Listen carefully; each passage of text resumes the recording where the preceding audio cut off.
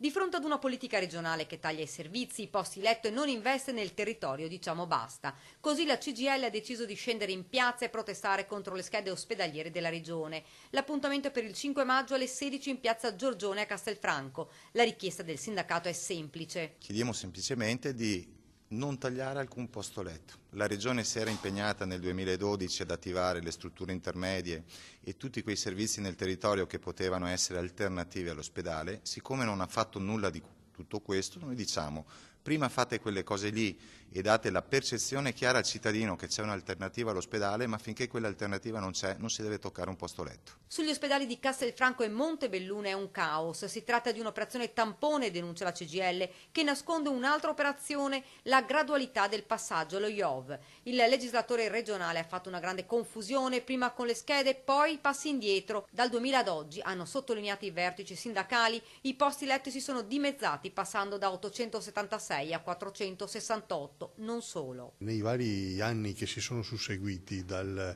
2008 in avanti si sono spesi e si stanno spendendo, perché i cittadini pagano ancora il canone di circa 49 milioni all'anno per la struttura ospedale di Castelfranco, e il rischio è quello che, oltre alle promesse fatte prima per convincere i cittadini e i sindaci di avere un ospedale, ora ci si ritrovi ad avere soltanto il canone da pagare. Dobbiamo pensare anche agli anziani, denuncia Barbiero. Siccome ormai gli anziani over 60 stanno sfondando la soglia del 30%, noi abbiamo la necessità di avere nel territorio i servizi e quindi l'ospedale serve per dare una risposta sulle tipologie di malattie croniche standard, in particolar modo per le persone anziane, in modo che ci sia la prevenzione, sia la cura, ma anche la riabilitazione. Se la situazione dovesse rimanere come è stata prospettata, il rischio è questo. Rischia che arriva lì, se gli va bene lo caricano in un'ambulanza e lo portano dove c'è un posto, o altrimenti, se gli va peggio, rischia di dover salire in macchina e andarsi a cercare un posto letto ospedaliero per